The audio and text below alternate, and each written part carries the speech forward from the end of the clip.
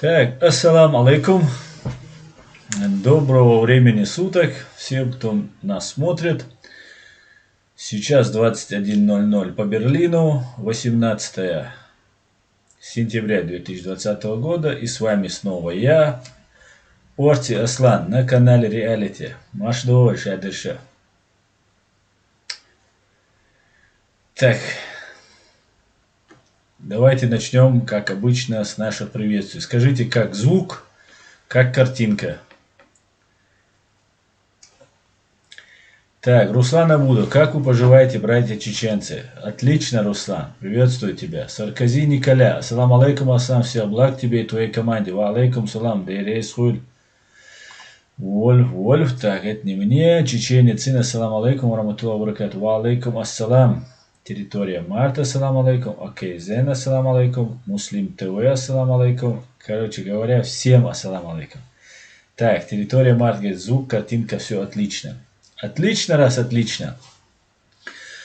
Сегодня мы обсудим тему прошедшего в бывшем Грозном, ныне городе Джохари, оккупированном городе Джохари, съезд шабаш так называемых правозащитников.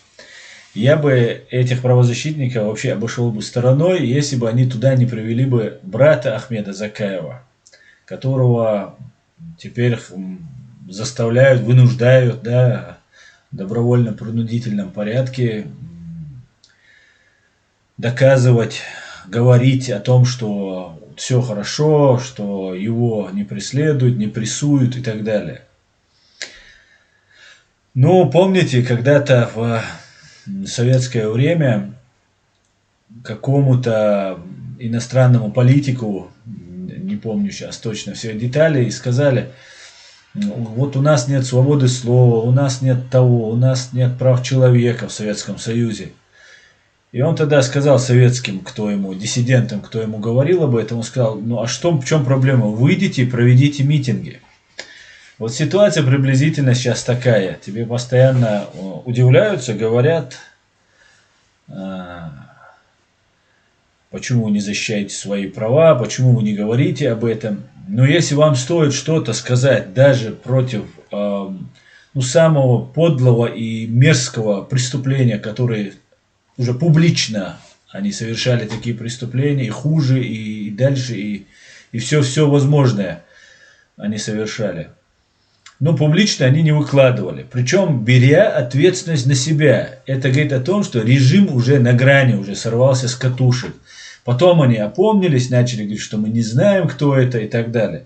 Но Магомед Даудов, он же Бутылкин, сообщил нам, что да, это вот наказали, и теперь он накажет за то, что за этого молодого человека сказал слово Ахмед Закаев, заступившись не только конкретно за этого молодого человека, за все те преступления, которые совершаются, за все то унижение, которому подвергается чеченский народ, Ахмед Закаев сказал свое слово. И после этого появился Магомед Даудов, который взял ответственность фактически на себя и начал угрожать Ахмеду Закаеву и всем, кто смеет говорить хотя бы слово им в ответ. Это очень важно, то, что они сейчас пытаются нас замолчать, заткнуть. И мы знаем, что их угрозы, они не пустые. Эти люди матерые убийцы. И все, кто служит этим матерым убийцам, являются соучастниками и пособниками всех их преступлений, которые есть. Такие, как, например, Канта Ибрагимов, такие другие люди, которые представляются. Например, один из них есть Нурдин Ухажиев, так называемый правозащитник. Бывший воздушник, который занимался аферами с Авизо, мент одновременно, да, сотрудничающий с федеральной службой, тогда еще КГБ, потом контрразведки федеральной службы, потом уже и ФСБ. Это у нас по правам человека такой человек. В самом прошлом мент, но является активным агентом, осведомителем самой террористической организации на земле всех времен и народов КГБ, ФСБ. И вот они собрались, и как правозащитник, опять же, я уже сказал, что был задержан брат Ахмеда Закаева, я должен был отреагировать, и, конечно же, вот это вызывало смех, когда я смотрел вчера их спектакль. Но это должны увидеть все. А пускай мне вот тут журналисты буквально только что задают там вопросы, есть ли ксенофобия, есть ли притеснение по национальному признаку в России людей. Ну и как вообще с правами человека ситуация обстоит. И интересно, что приходится доказывать, что ксенофобия есть, что прав человека нет, ну, никаких прав нет, ни прав, ни свобод, никаких не существует в России, в том числе права человека, право на слово, право на мысль. И раньше нам угрожали, садились вооруженные, да, или так называемые силовики, как их там называют, нам угрожали. Кадыров сам лично мог угрожать, Демельханов по кличке Палач мог угрожать, лорд, так называемый Магомед Даудов, он тоже угрожал. Ну, много кто угрожает нам, конечно, правду не любят, правда она опасна для них, смертельно опасна для них, они правды боятся больше, чем пуль. Поэтому мы говорим правду и будем ее доносить. Но теперь уже за рамки вышли этих угроз, уже открыто показывают, как они совершают, заставляют. Молодой человек, этот парень, Салман, он же рассказывает, ему сказали, или мы тебя выстрелим в лоб, или ты сделаешь то, что вот нужно тебе сделать, совершишь над собой унизительный акт. Он говорит, я выбрал, чтобы меня не застрелили, я выбрал. Вот второй способ. Ну, нам теперь угрожают правозащитники. Правозащитники призывают преследовать инакомыслящих за границей, своих оппонентов, да, людей, которых разоблачают посредством Интерпола. Ну, все вы сами увидите. Я вам просто покажу, и потом мы перейдем к нашей постоянной теме, которую я постоянно анонсирую, и иногда не получается ее вам показать, про взрывы домов в 1999 году. Взрывы домов тех людей, которые являются хозяевами вот этих правозащитников. Мы сперва покажем, как себя ведут эти правозащитники. Я вам покажу. А потом я вам покажу, что их босс Путин, Патрушев и другие банды, там Шойгу, Рушайло, Кохи и разные другие мерзавцы творили со своим народом, чтобы прийти к власти и потом установить нам вот этих правозащитников. Давайте перейдем сразу к этой теме, чтобы можно было обсудить уже эту тему. Начну с самого начала. Все вам показывать не буду. Этот фильм 26 минут, вот этот пропагандистский фильм. Все вам показывать не буду. Я вам покажу вот начало и вот выступление нескольких, или там одного даже, Нурдина Хаджиева. Ну, хотя, может, и других покажу. Так, вот сразу же, если вам не сложно, напишите мне, как дела со звуком, чтобы как только я включу видео с экрана, чтобы у нас не возникли, как в прошлый раз, накладки.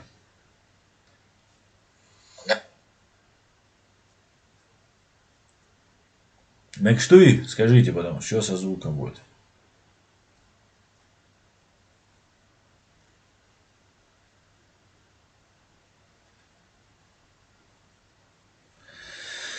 Так, поехали.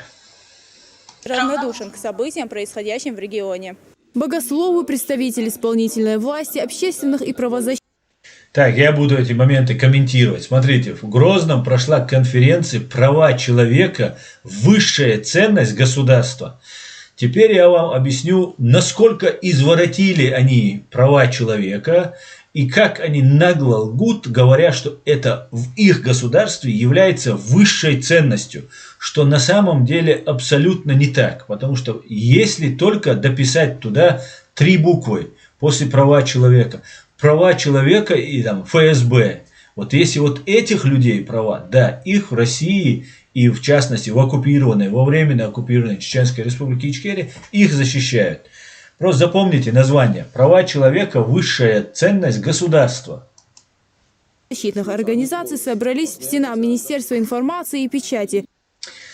Так, я вам сейчас перечислю вот этих господ, которые сидят. Вот первый, который сидит, это сидит чемпион там по карате, как же его звали?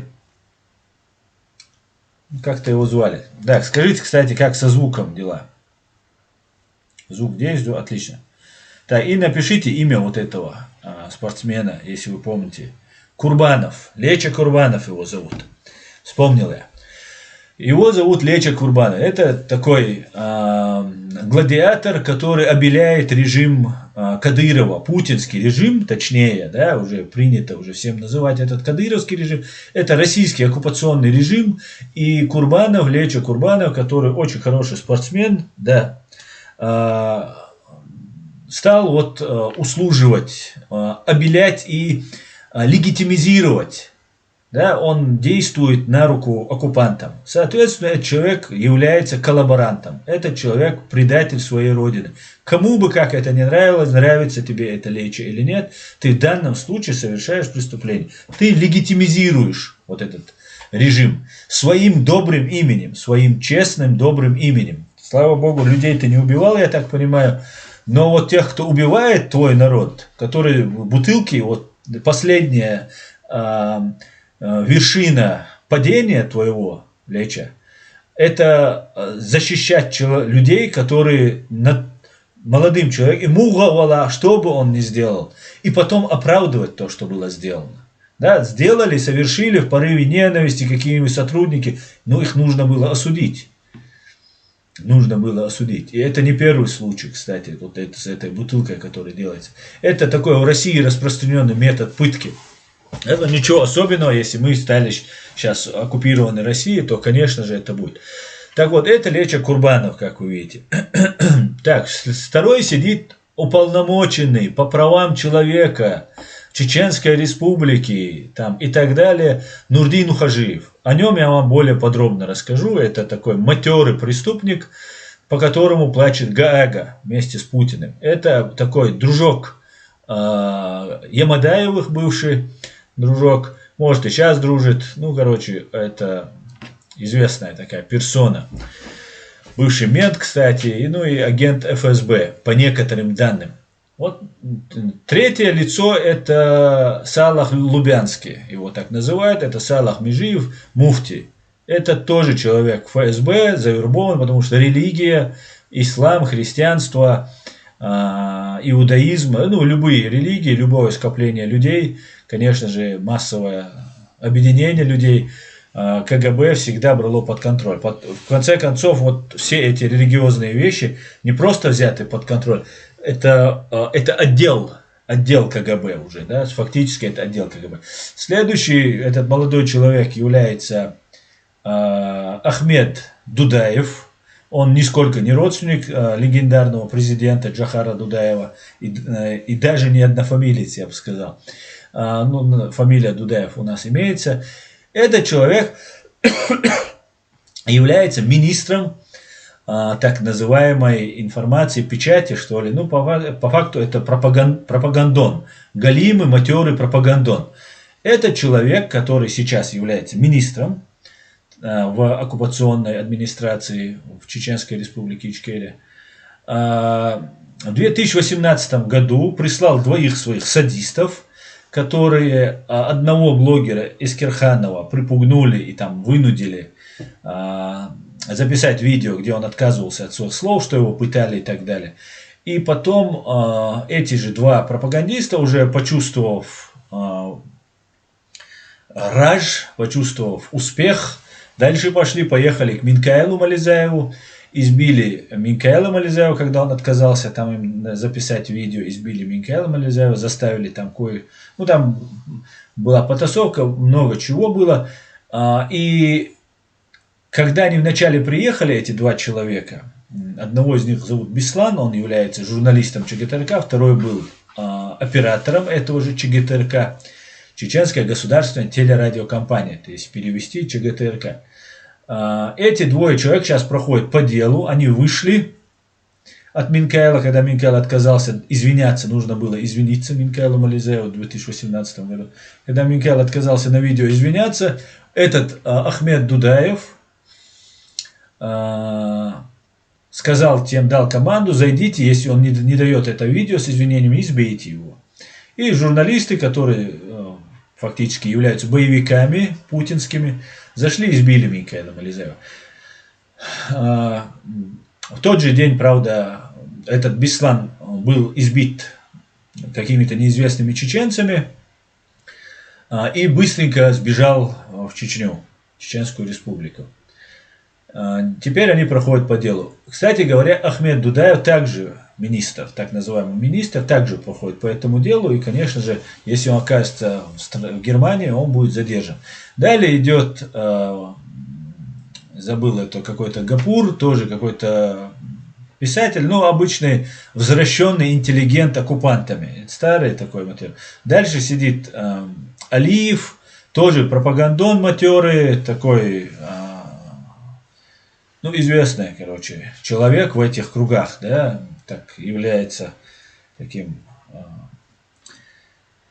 скажем так, интеллектуальной составляющей, да, вот этого пропагандонского сегмента ФСБ, который дурят людей, держат людей в повиновении. Ну, давайте дальше. Я вам представил, пойдемте дальше. Чтобы ответить на провокационные заявления. Уже не первый год против Чеченской республики, против чуть-чуть оставлю вам региона объявленной информационной томбой. Говорит, информационная война против них идет. Вбросы, дезинформация. Мы под постоянным информационным давлением со стороны разных псевдоправозащитных организаций, желтой либеральной прессы, так называемых евреев-чирийцев в изгнании Муссуавара, организация Шуктана, Уэйндухилвай Пачанран. Ну, для тех, кто не понимает, говорит, что очень много людей работает для того, чтобы их против Рамзана Кадырова и против республики мы хотим очернить, да. Чтобы вы все понимали, чтобы вы понимали, что это не какое-нибудь зазеркалье, да, что это оккупированная часть, это оккупированная Чеченская республика, которая сейчас является по факту, как они это утверждают, частью России. И они сейчас собрались для того, чтобы обсудить случай с жестким, унизительным актом против молодого человека, которому грозила смерть, если бы он это не сделал. У него стоял выбор. Вот они сейчас обсуждают, как мы наезжаем на на Кадырова, Рамзана Кадырова, они обсуждают, что вот здесь, кстати говоря, они ввели термин евро-ичкерийцы. Ни в коем случае никогда не позволяйте этот термин применять против нас. Это просто очередной ярлык, как они нас разделяют, да?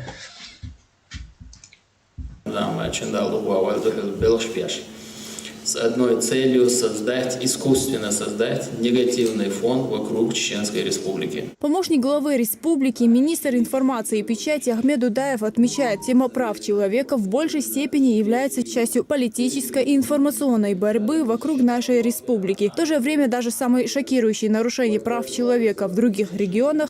Как вы видите, там русские сидят тоже. Ну, это с одного цеха. Работают, не покладая рук. Информационного шума. Раскручивают, используют, придают резонанс любым каким-то негативным инцидентам, происходящим в Чеченской республике, и не только в Чеченской республике, так или иначе связанные с чеченцами в их регионе. Ну, короче, перемотаю чуть-чуть, потому что ерунду он говорит, ну, врет, говорит, что вот там Здесь обижает. прописаны пункты. Каждое федеральное министерство, Он здесь, короче говоря, здесь министр информации и пропаганды, ничего больше нечего сказать против того, что мы являемся независимым, суверенным государством, оккупированной фашистской Россией. Вот этот предатель, молодой предатель, рассказывает, что Россия выделяла там деньги, выделяла там зерно и так далее на нужды Чеченской Республики Ичкерия. Главное, конечно, можно не обращать внимания, что говорит, но надо понимать, что больше у них сказать нечего. Вот кроме того, что Чеченская Республика в лице президента Масхадова попросила Министерство сельского хозяйства или Министерство финансов России выделить там определенное количество там муки, зерна или еще чего-то для хлебобулочных изделий. И вот он рассказывает, мы просили у них хлеб там и так далее. Но он не говорит здесь, и все остальное, конечно, все, что он говорит, это большая часть ложь. Он не говорит, что Америка выделила, Соединенные Штаты Америки выделили нам зерно для Чеченской Республики Ичкерия. Но так как не портить отношения и соблюсти юридическую сторону вопроса, это зерно выделили в Москве, России. Оно находилось где-то там на Кавказе, но через Москву оно распределялось. Отдавалось оно американцами в Москве, как говорится. Об этом говорил Ахмед Закаев как-то. И в одном из своем интервью мне Пол Глобал сказал, что в следующий раз, когда это произойдет и нужна будет гуманитарная помощь для субъектов России, для республики и народов России, то была в прошлый раз совершена ошибка, и гуманитарная помощь отдавалась Москве. И уже Москва решала, что дать, что не дать. И фактически вот безвозмездно переданное зерно Америкой становилось инструментом давления в руках Москвы на тех, кому вот эта же гуманитарная помощь полагалась. И еще Ахмед Дудаев не говорит о том, что все это время отгружалась нефть с Чеченской Республики Ичкерия. И вот благодаря тому, что эта нефть отгружалась, она в счет этого закупалась. И это зерно, и зарплаты некоторым своим чиновникам. Хотя некоторые наши чиновники, которые пришли не ради того, чтобы защитить наше государство и государственность, а для того, чтобы стать богатыми, чиновниками, крутыми, заработать деньги и так далее. И это тоже правда, но это отдельная история. Поэтому здесь Дудаев, конечно, говорит ерунду полную. Еще тут очень важный момент. Здесь он сообщает, что вот было подписано Масхадовым и Ельциным договор о мире, о принципах, договор о мире и принципах взаимоотношений. Этот договор подписан в Кремле, в Москве, между двумя президентами 12 мая 1997 года. Каждый раз российская пропаганда, и этот пропагандон не был бы пропагандоном, если бы он не говорил бы, что они вот этот договор о мире между двумя президентами всегда пытаются назвать Хасавюртовским соглашением, которое было заключено между Лебедем и Масхадовым. Тогда это был командующий вооруженных сил или генштаба Чеченской Республики Ичкерия Аслан Масхадов, и был представитель, представитель Совбеза, там кто-то там был тогда Лебедь. И это Хасавюртовское соглашение, оно послужило прологом, началом к договору о мире между двумя президентами. Они этим самым хотят нивелировать, обесценить договор о мире 1997 года, постоянно называя вот это Хасавюртовское соглашение.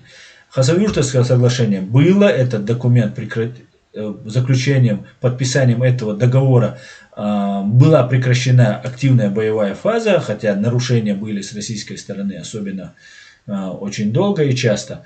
Но потом уже послужил договор о мире между Ельциным. Это тоже понимаете, никакого Хасавюртовского соглашения, оно было, но не принимайте аргумент, когда вам говорят, что Хасавюртовское соглашение. И здесь этот пропагандист матерый именно об этом и говорит. Поехали дальше. Федеральному центру. В связи с крайне тяжелым положением так, пойдемте дальше. В 97-м году.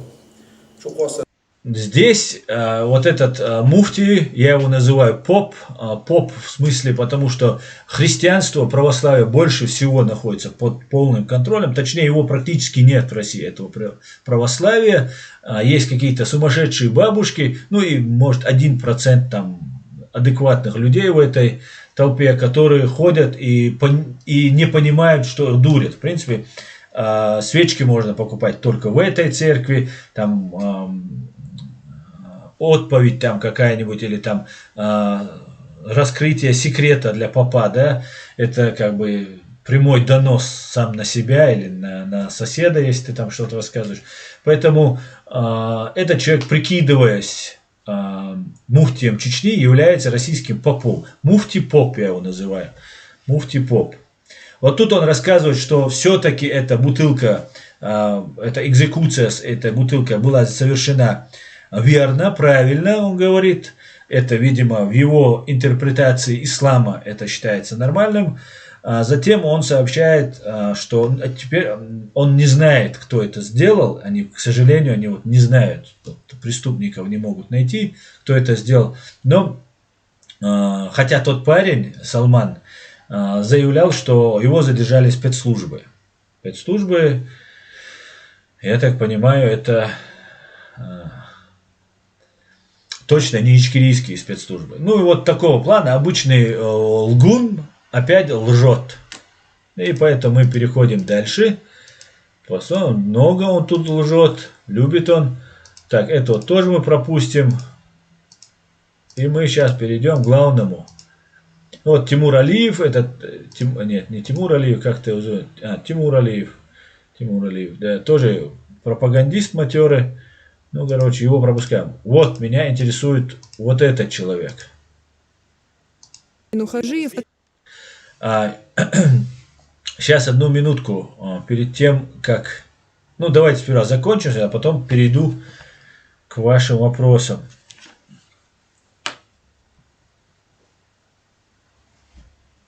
Так.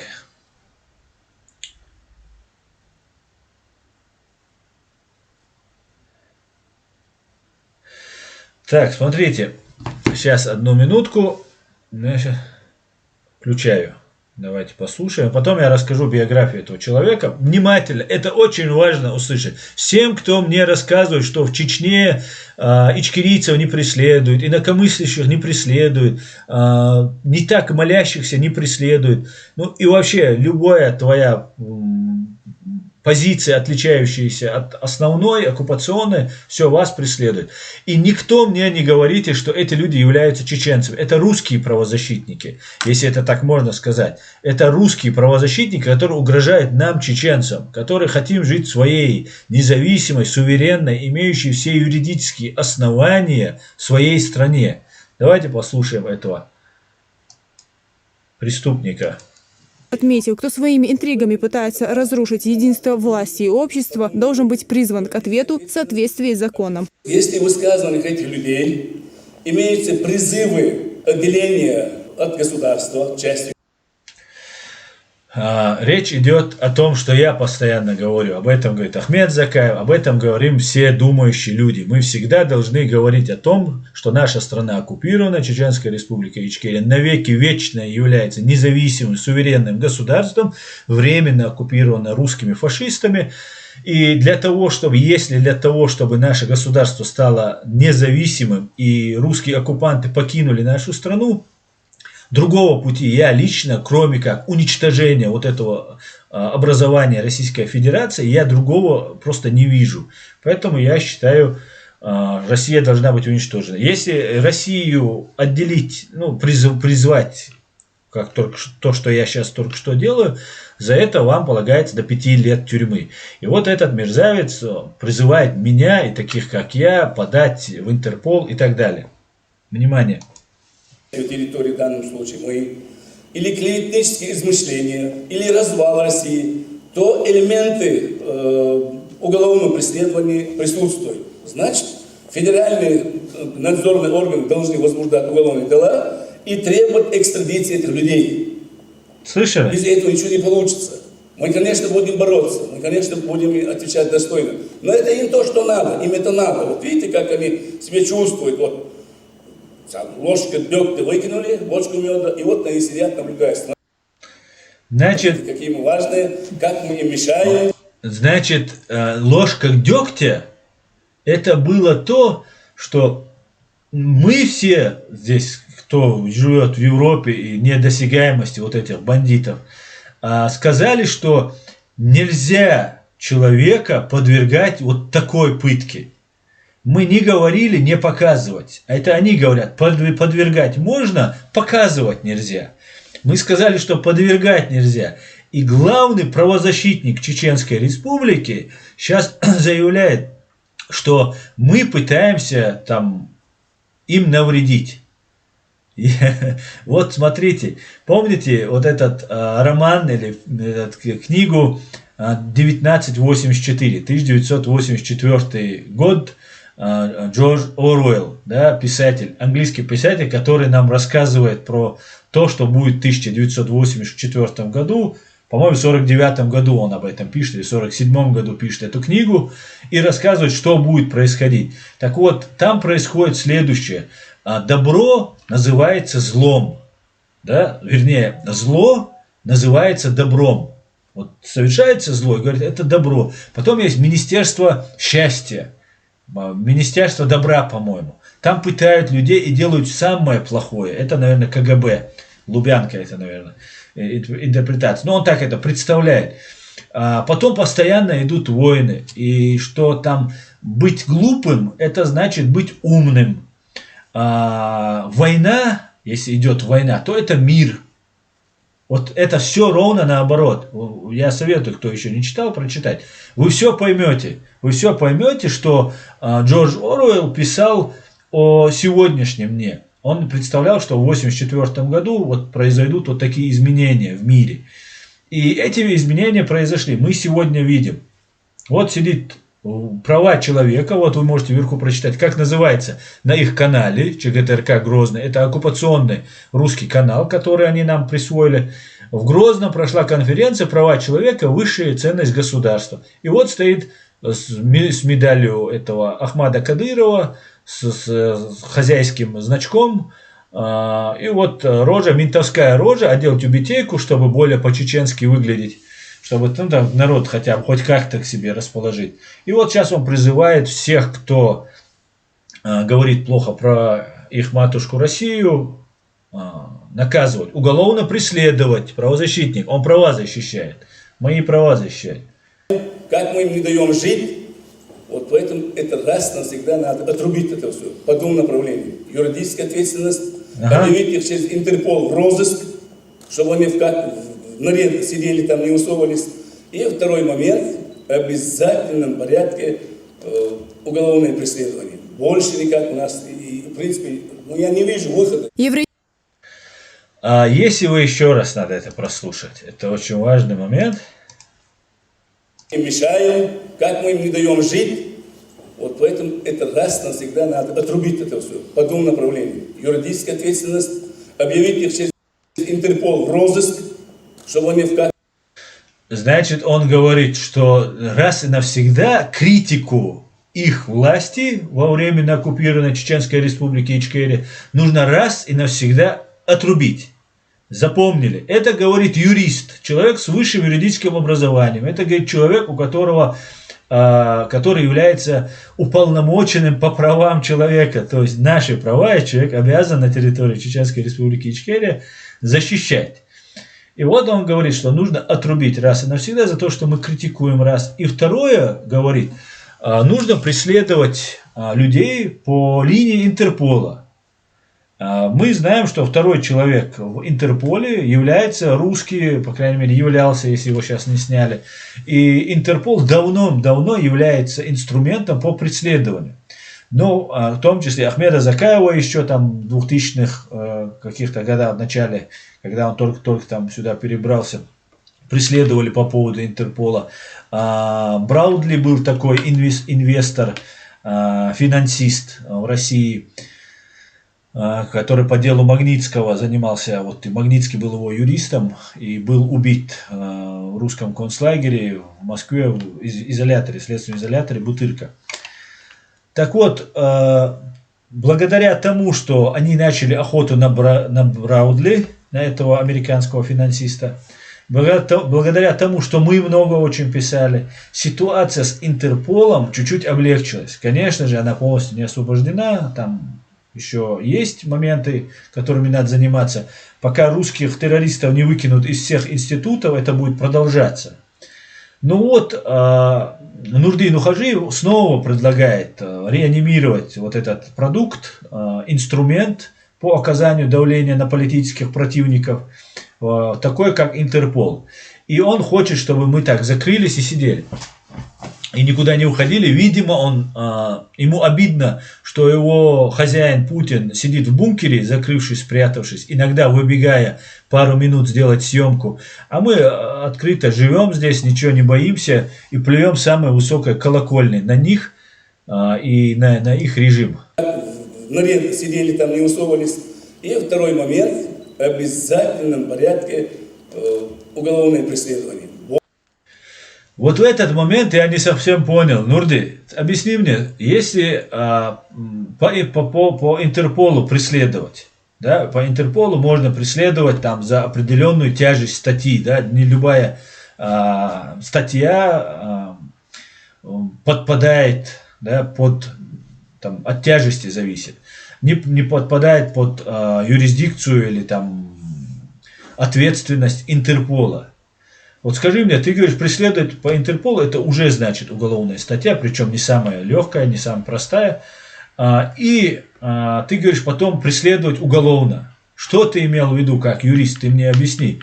Ты имел в виду преследовать как уголовников Интерпол и потом преследовать как уголовников? Ты два говоришь. Я понимаю, что ты имел в виду. Только преследовать нас здесь находящихся по линии Интерпола, а остальных тебе просто не смог ты выговорить это, да, зная, чем это чревато. Хотя твой прокурор Устинов в 2014 году в Государственной Думе уже заявил, что можно преследовать родственников, тех, кто против вашей фашистской вот этой страны, лживой фашистской страны. Значит, я так понял, объясни мне, Нурди, ты имеешь в виду преследовать уголовно родственников, которые находятся в Чечне? Ты об этом говоришь? Сдавать сроки. Об этом речь. Если сейчас на наших родственников, на чьих-либо, вообще кого-либо то не было, начнутся возбуждаться уголовные дела, то я тебя, как тогда Устинова запомнил, я тебя запоминаю и записываю как главного ФСБшника, который озвучил эту мысль уголовно преследовать наших родственников. Я буду это обязательно фиксировать и смотреть. Я думаю, ты это имел в виду. Если не имел, то немедленно исправься и извинись. Больше никак у нас, и, в принципе, ну, я не вижу выхода. Не видит он выхода, елки-палки, ну не видит он выхода. Канта Ибрагимов тоже скурился. Вот пригласили брата Ахмеда Закаева, которого правозащитники, как всегда и было, силовики или слабовики российские, которые находятся в Чечне, они нам угрожали, приводили наших родственников там, и заставляли их там извиняться, там, оскорблять своего родственника, который осмелился высказаться или сделать что-то против этой оккупационной власти. Вот сейчас брат Ахмед Закаев очередной раз вызван и говорит, что его никто не похищал и так далее, и так далее. Но, грубо говоря, эту тему я с вами обсудил, и ее можно, в принципе, закрывать. Нурдин Ухажиев и вся правозащита, вы поняли, что это такое. Я вам буквально быстренько приведу историю вот этого Нурдина Ухажиева, биографию этого человека, чтобы иметь представление. Уполномоченный по правам человека, омбудсмен в Чеченской Республике с февраля 2006 года. Ранее был начальником управления президента по обеспечению конституционных прав граждан 2015 и 2005-2006 годов.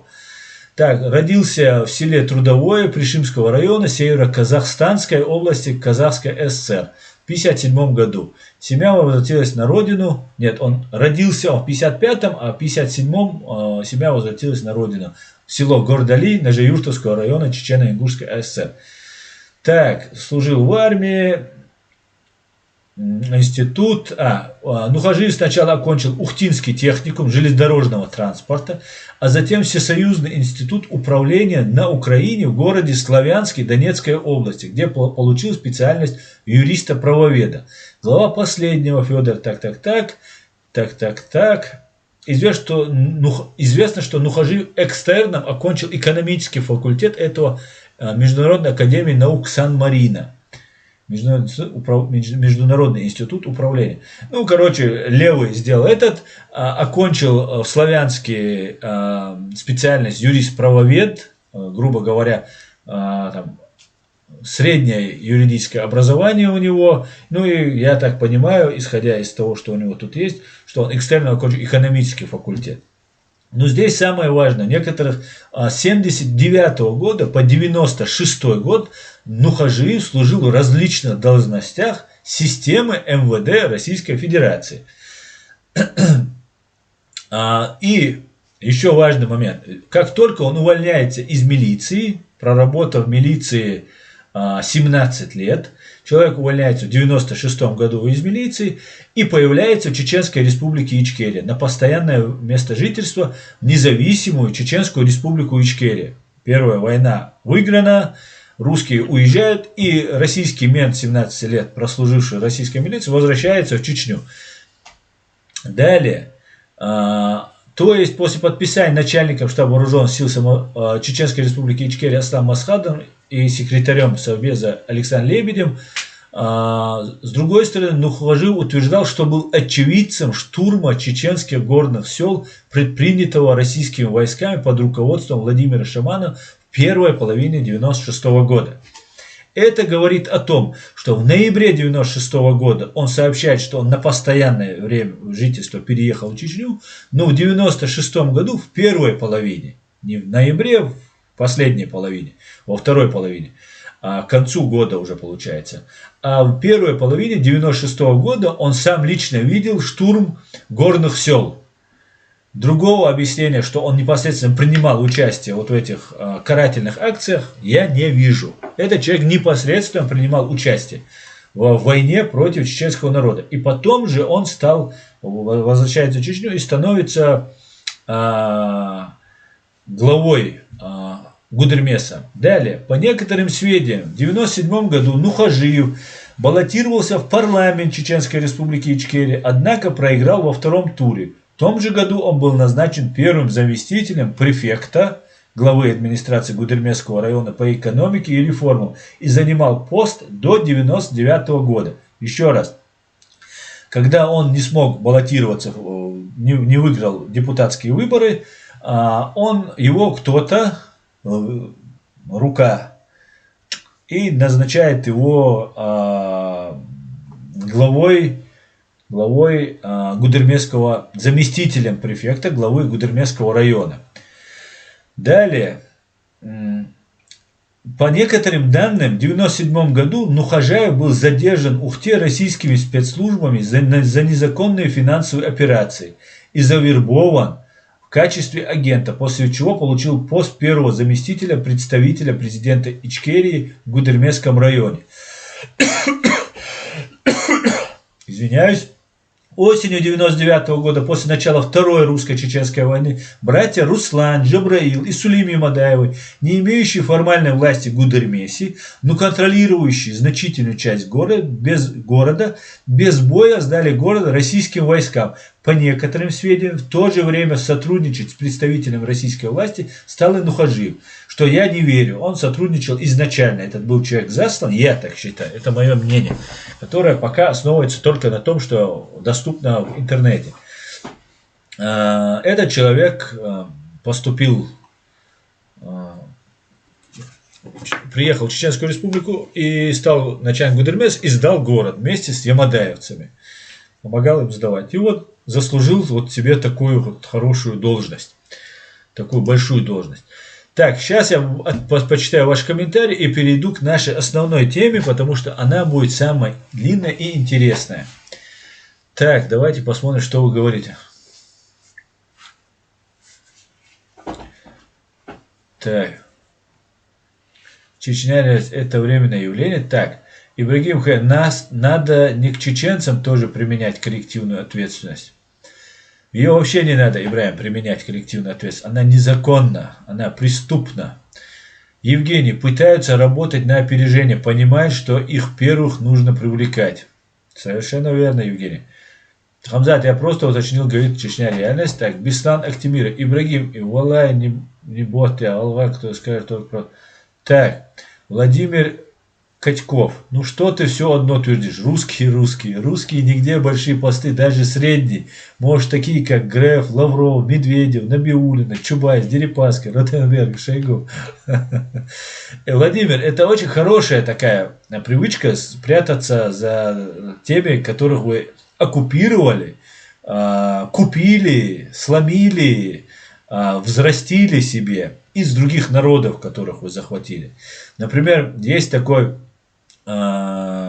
чеченец, бывший чеченец, Владислав Сурков, Андербек Дудаев, по-моему, его фамилия, имя, по-моему, Андербек. Так вот, он по отцу он чеченец, по маме он русский, по отцу он чеченец. И я вам скажу, Владимир, что он нисколько не чеченец, вообще он не чеченец. Это чистый русский, который имеет чеченские корни. То же самое я могу сказать про Шойгу. Я то же самое могу сказать про Грефа, Медведева, Набиуллину, Чубайса, Дерипаску и Ротенберга в Шойгу. Знаете, и кроме вот этих нескольких фамилий, которых вы набрали, да, есть еще другие фамилии.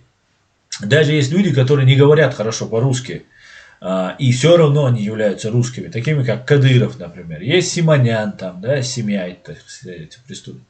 Но даже если их взять в огромной России, в которой огромное количество других национальностей, конечно же, будут люди, определенное количество, процент людей других национальностей, или, по крайней мере, с другими фамилиями, не русскими фамилиями там будут.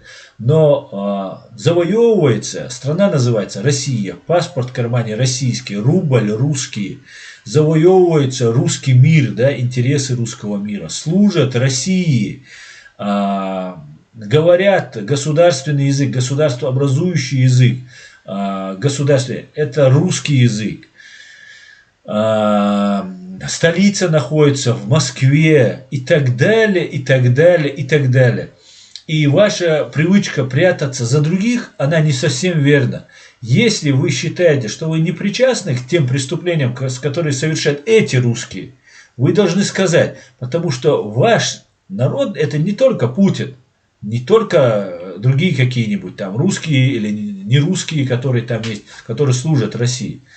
Эти люди, которые, у этих, это маленькая группочка людей, даже это ФСБ, там несколько сот тысяч только человек будет. И там, я вам скажу, в основном русские фамилии. Так вот, кроме этого, есть такая вещь, как русский империализм. Великая русская мечта владеть, командовать, хозяйничать над другими народами. Всегда вы нападаете на слабых, только на слабых. На сильных у вас кишка тонка. Например, даже на Украину вы просто испугались дальше пойти. Как только вам украинцы дали в нос, вы просто поняли, что вы это не потянете. То, что было в Чечне, когда вы весь мир против нас подговорили. Кстати говоря, сегодняшние русские продолжают нас дискредитировать. Нам мешают повсюду. Здесь, в Европе нам мешают. Нас здесь убивают. Да? Русские спецслужбы приезжают, убивают. Поэтому не обижайтесь, когда рожа в зеркале кривая.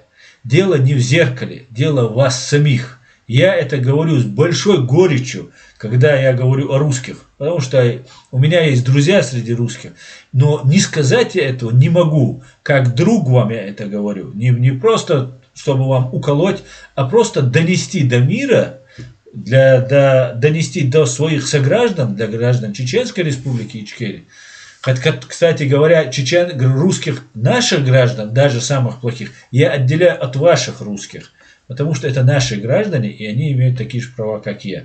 Но ваши же это оккупанты, которые пришли к нам. Ну, так что не обижайтесь, не обижайтесь. В Украине, Аслан говорит, антирашизм. Да-да-да, это я просто читал. Я знаю, что надо говорить в Украине, я всегда так говорю. Но я это просто цитировал, читал. Так, ну хожу продажный до мозга костей, и у него из него правозащитник, как из Путина активист Greenpeace. Да-да-да. Так, давайте я перемотаю, друзья. Извините, если не отвечу.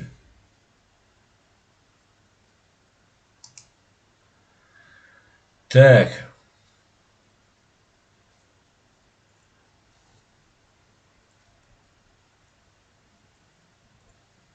Тойзена я здесь где-то видел. Пропал Тойзен. А вот он. Видонтаю для нас они русские. Для нас они русские. Да, совершенно верно, Тойзен, они русские. Так, Хаси Рашид Асан. Значит, в наших тылах и наших высших органах были отцы нынешнего Дикенти, Эллек Дешкенти. Ведь кто-то же готовил документы этому челу и в госпечать. Конечно, готовил, конечно, абсолютно точно. Совершенно так и есть. Готовились. Я когда учился в 98 году, когда меня приглашала для беседы Федеральной службы безопасности студента Санкт-Петербургского госуниверситета, мне говорили, ты поедешь домой, мы тебе продвижение по службе гарантируем. И это значило, а то я прямо спросил, значит, у вас там есть люди? Он мне сказал, ты сомневаешься в нашей организации? Типа того. Конечно, там были люди, и как мы видим, Ахмад Кадыров был одним из тех, кто на самом верху и имел доступ к президенту Масхадову, был его доверенным человеком, но предал. Так, Асланбек, 10 лет я ездил через Славянск как раз 10 ежегодно. Раз 10 ежегодно. Не меньше. Никогда не слышал, что в этом статичном городке есть какой-то институт. Ну, это, да, совершенно, это, наверное, такой левый институт какой-нибудь, да, где-то там зарегистрирован, и там продают дипломы. Наверное, из этой серии. Так, антирашизм. Так, это не мне.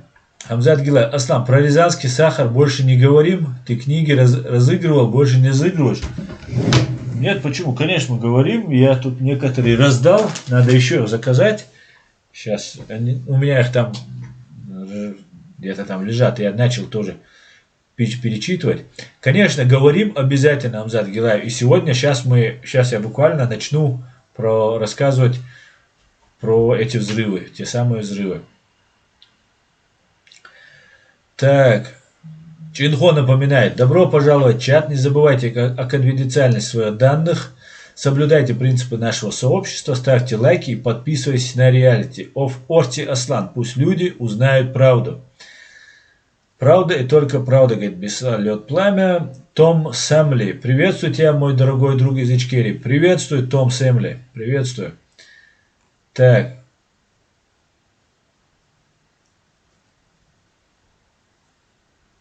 Игнорирую вопрос нацистской риторики. У ботов новая фишка. Да, я что-то пропустил. Ну ладно, тогда давайте перейдем к другой теме. Окей, Зен говорит. Хас шахид хирвара. Да, мула. Да, мула. Но сперва я врагов привлеку к ответственности. Так, Фриман антипутинизм. Нет у него ни лживый взгляд, его глаза не лгут. Они правдиво говорят, что их владелец плут. Да, глаза не выдают.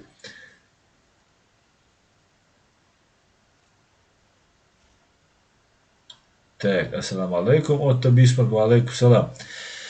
Так, господа, переходим тогда к к нашей основной теме. Поэтому, если что, как со звуком, как обычно, скажете. Переходим к главной теме, той теме, благодаря которой нынешняя банда КГБ ФСБ захватила власть, убила сотни тысяч людей в Чеченской республике Ичкерия, 15 тысяч в Украине, несколько тысяч в Грузии, десятки тысяч в Сирии. И сегодня я опять снова начинаю свою постоянную рубрику про взрывы домов. Кровавый 99-й. Я его на кровавый 99-й. Сейчас я вам покажу девушку, фрагмент фильма Андрея Некрасова, где он разговаривает, где он дает возможность поговорить одной девушке, у которой мама погибла в одном из домов в Москве. Она живет в Америке. И эта девушка хотела знать, кто убийца ее матери. Ей сказали, что это чеченцы. Сейчас я начну вот с этого. Я хочу посмотреть этой русской девушки, которая мать погибла. Она в гостиничном номере встречается с Ахмедом Закаевым, и там она берет фактически интервью у Ахмеда Закаева. Она расспрашивает, могли ли бы вы, чеченцы, то есть, быть причастны к этим взрывам. И давайте посмотрим, что она говорит, и мы будем разоблачать ГБшно-ФСБшную ложь. Сейчас, одну минутку, потому что я немножко, как обычно, не туда нажал. Все, сейчас начинаем.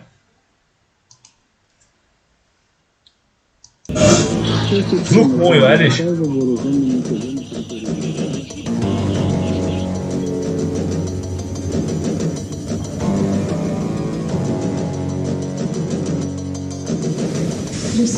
Здравствуйте. Террорист должен предстать перед правосудием. Полная независимость и полный вывод российских государств. Сентябрь 99 года. Нет, конечно, я был в Чечне, безусловно. Вы в Чечне были? Да, Было да. ли заявление от чеченского правительства, что нет, мы этого не делаем? Как же не было? То есть оно было? Безусловно, безусловно. Потому Мы что его не осудили было слышно. Мы осудили этот страшный теракт. Мы призвали всех и сказали о том, что мы готовы на любое сотрудничество, чтобы дойти до истины. Это как раз-таки я и озвучивал все эти заявления, потому что это входило как раз-таки в мои компетенции. Президент сделал отдельное заявление от имени нашего руководства, а дальше мы встречались и с российскими министрами, которые приезжали в Ингушетию. Практически наше руководство занималось тем, чтобы не дать повода начать войну. Наше правительство было признано всеми международными, включая и российское руководство. И в этой ситуации мы понимали, начало войны, какая катастрофа ожидает для тех, кто избрал нас, скажем так. А Масхадова избрали с надеждой на то, что больше не повторится и больше не будет войны. Вы первый человек, с кем я разговариваю, из тех людей, которые пострадали вот в эти страшные дни, когда были взорваны дома.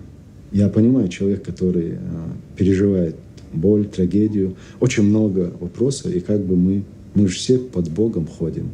Мы по-разному в Него верим, но мы верим в единого Бога. Не грешите на чеченцев. Дело в том, что вот нам говорят, чеченцы взорвали мой дом. То есть это не какие-то чеченцы взорвали мой дом. Кто-то конкретно все это запланировал и сделал. Нам говорят чеченцы, чтобы размыть понятие. Да.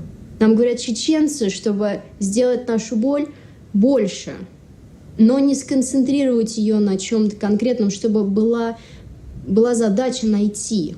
Раз чеченцы, ну их же много, как же ты с каждым будешь бороться? А если знать, кто конкретно, тогда вот боль как бы концентрируется на чем-то. Тогда знаете, почему чеченцы, да? Это как раз-таки и входило в основную задачу, чтобы вот сделать это и преподнести именно чеченцы. А вот как вы сами правильно заметили, если бы это сделал бы чеченец, то, наказав одного чеченца, должно было бы все это закончиться. А наказали 250, а уничтожили 250 тысяч чеченцев. Вот эти 250 тысяч чеченцев и хотят списать на вашу личную трагедию, которую вы пережили. Но почему они выбрали наш дом? Взрывать дома в России или в Москве, особенно то время и тот период, конечно, это не было в интересах вообще никаких чеченцев, ни самых таких отмороженных, ни самых нормальных. Потому что и отмороженные понимали, если они пойдут на это, то им места в Чечне уже не будет. И нормальные не могли на это пойти, потому что нормальная жизнь на этом закончится. Просто это исключено, чтобы там каким-то образом были задействованы чеченцы. Да, чеченцы, которые потеряли близких, родственников в результате Первой войны, если бы они шли бы на какую-то акцию возмездия, они цель избрали бы другую. И какую-то попытались бы какую-то легитимную мишень. Или же Лубянку, или же МВД, или же Генеральный штаб.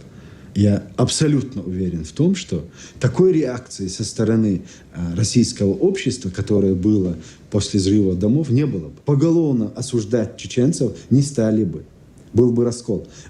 А расчет именно у этих спецслужб было на то, что вот российская общественность скажет: накажите чеченцев. И поэтому и были выбраны эти дома. Когда начали подтягивать войска в Чечне, к Дагестану, общество должно было быть чем-то занято.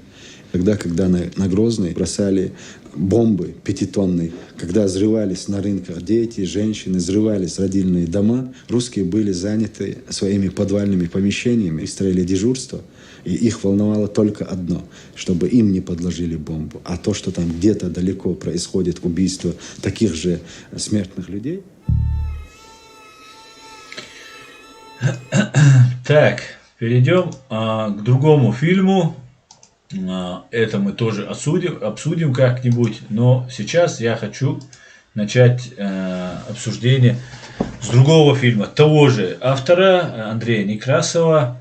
Давайте начнем с просмотра этого фильма. Это очень интересно. Я буду комментировать.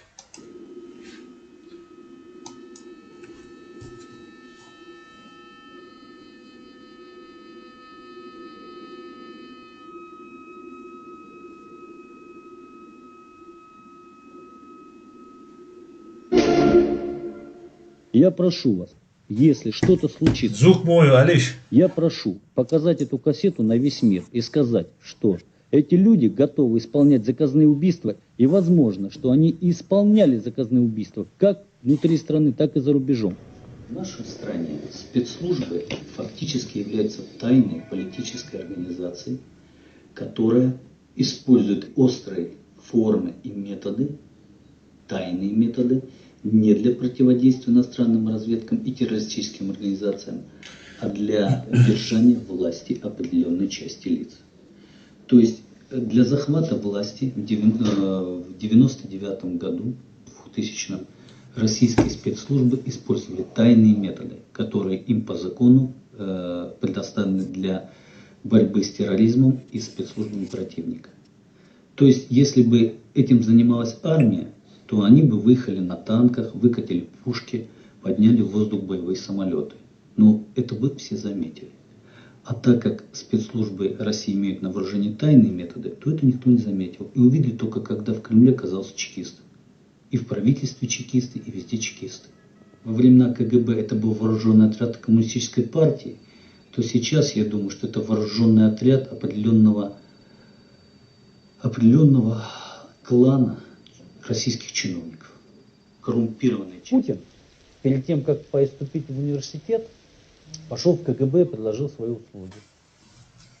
И я уверен, что этими услугами воспользовались. То есть Путин, учась в университете, должен был писать доносы на своих друзей. То есть, если Путин находился в университете и его готовили в КГБ не менее года, он выполнял поручения сотрудников 5-го управления КГБ СССР. А их интересовало только одно – борьба с идеологией вражеской, как они говорили, борьба с инакомыслием. То есть Путину ставили задачи среди студентов Искать людей, кто критикует коммунистическую партию, кто критикует лидеров советского государства, кто рассказывает политические анекдоты, и об этом писать. Говорит, что меня научили любить родину в КГБ. То есть, когда Путин писал доносы на своих сокурсников, его учили любить родину. Каждый день были допросы. 3 месяца меня допрашивали. Черкесов. Знаете такое, да, фамилию? Я как сейчас помню, он заходил в кабинет к Егереву. Просто какие-то бумажки передавал, что-то спрашивал, а это кто? А, это Лазарев. Когда мне Славочка Долинина сказала, слушай, Черкесов баллотируется в депутаты, я говорю, кто такой Черкесов? Да не знаю я его. Но когда его показали по телевизору, я сразу его вспомнила. Простите, в однозоне таких людей называют шестеркой. 30 октября. Литейный, 4. Когда Путин пришел к власти, он сделал Черкесова, своего коллегу по питерскому КГБ, полномочным представителем президента по северо-западному округу. Сейчас господин Черкесов заявляет, а что вы от нас хотите? Да, говорит, сажали мы диссидентов в тюрьмы.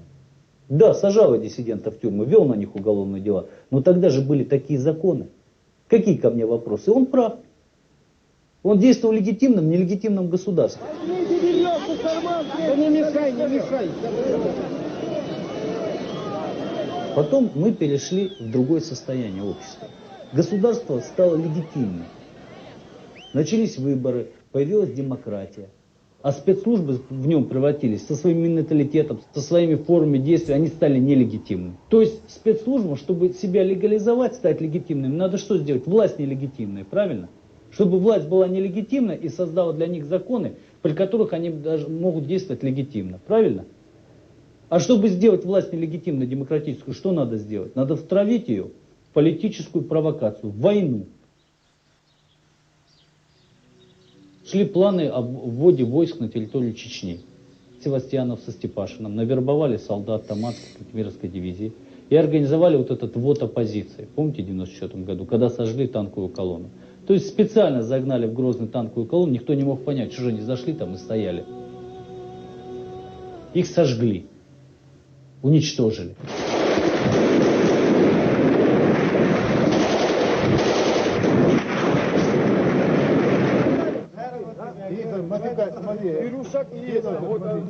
Ельцину показали, вот смотрите, они убили наших военнослужащих, они начали войну против нас. Тогда депутаты Государственной Думы собирали... Я тут немного не соглашусь с Александром Литвиненко, сообщу, что, конечно же, те потери, которые как так называемая оппозиция, да, которая вот сейчас сотрудник ФСБ, бывший сотрудник ФСБ, нам сообщает, что это была никакая не оппозиция, это были иностранные наймиты, в танках сидели русские офицеры из Кантемировской дивизии, и помогали им коллаборанты из местных, которых по разным предлогам, там, кого-то обдурили, кого-то за деньги там, и так далее привлекли. И, конечно же, их было не жалко. В принципе, никого в России не жалко, кого не посылают на смерть. Но если бы у них получилось, а силы были достаточные, чтобы просто морально-психологически задавить эту власть в Чеченской Республике, нам нужно было войти, и я бы не сказал, что они вообще бездействовали. Им просто не дали развернуться, и быстро они были нейтрализованы, уничтожены, грубо говоря. И были пленные. И вот среди этих пленных были русские, которые говорили, что мы являемся там сотрудниками там, российской армии, там, служащими, военнослужащими российской армии. Поэтому я здесь с Литвиненко не согласен, что вот Ельцину показали, и вот этот праведный гнев Ельцина, что вот наших убили. Но перед тем, как наших убили, эти наши туда поехали. И вот этот механизм, который запускался против Чеченской Республики, Ичкерия, он не был таким вот запустили, подождали, там целенаправленно шла работа. Не получилось вот у этих, большую группировку соберем, пошлем. И ведь только как только не получилось, они же послали армию, и уже тогда начались массированные бомбардировки. Поэтому вот в этом моменте я чуть-чуть с Александром не согласен.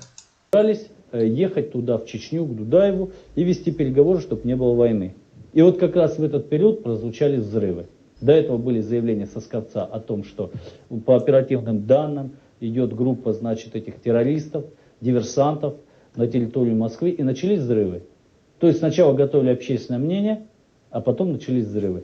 Первый взрыв — река Яуза, мост через реку Яузу, погиб капитан Шельков. Потом было несколько взрывов через железо.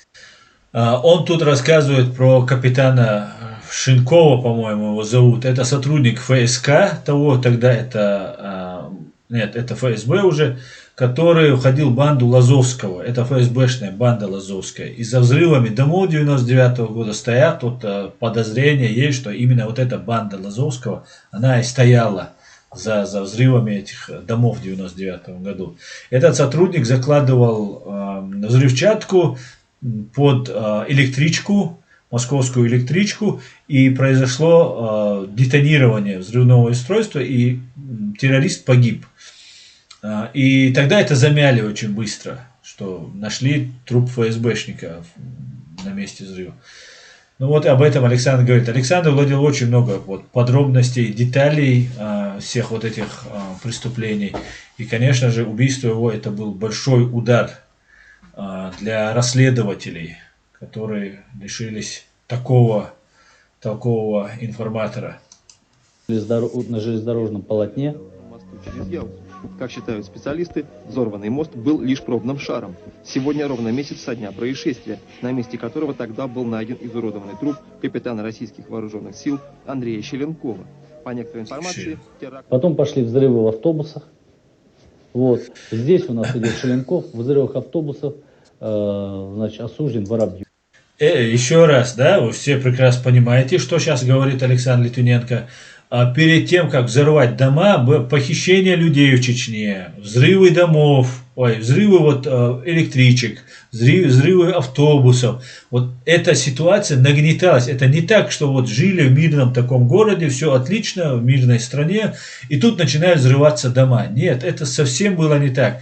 Вот как про Украину нам рассказывали, про распятого мальчика, про бабушку какую-то, съеденных там детей, снегирей и все остальное, фашистов, бандеровцев и так далее. Вот это все массированно делалось против чеченцев. Просто разница лишь в том, что чеченцев 1 миллион, и наша территория полностью покрывалась телевидением России, а в Украине народа больше, людей больше, и есть средства массовой информации, которые могут активно и делают активно защищаться. В принципе, то же самое делают и блогеры сейчас в настоящее время, и благодаря и этому тоже у Украины дела лучше, потому что есть интернет, и сразу можно доносить. Вот если бы информацию для общественности, если бы мы могли бы также осведомлять происходящим, уведомлять о происходящем наше общество и мир во время Второй русско-чеченской или Первой русско-чеченской войны, то есть был бы интернет и такие технологии, которые есть сегодня, то мы смогли бы больше. Так что и сейчас мы тоже сможем. Присоединяйтесь. Значит, один капитан, сотрудник службы фирмы Ланака, который руководит агент ФСБ, а второй сам же является агентом ФСБ. То есть ФСБ, как только Ельцин начал войну в Чечне, он сразу от демократичного президента превратился в антидемократичного. Я воевал в Чечне. Я помню, когда мы взяли в Первомайском пленных, я сидел, опрашивал молодого парня, которому было 17 лет. Молодой парень, кстати, достаточно грамотный, умный, начитанный парень.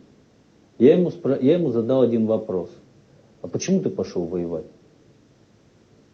Он мне, знаете, что ответил? Сидит передо мной мальчишка 17 лет, незраненный, и говорит: вы знаете, говорит, я эту войну ненавижу.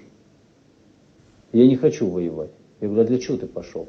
А он говорит: вы понимаете, у нас весь класс пошел. То есть, вот я вспомню 41 год, фильмы про 41 год, когда у нас всем классом уходили на фронт. Вот так же сейчас чеченские мальчишки всем классом уходят на фронт, чтобы воевать с нами в Чечне. Скажите, у нас есть шанс там победить? По большому счету это была война. На улицах Москвы шла видимая война. Александр Литвиненко, в то время сотрудник 7-го управления Федеральной службы безопасности. Александр Гусак, легендарная личность, ветеран ФСБ, воевавший в опасных регионах, бывший непосредственный начальник Саши Литвиненко. Он со мной параллельно, что ли, работал по Подольской ОПГ. Он уже после 96-го года он был переведен из моего подразделения. Ему назначили начальником направления.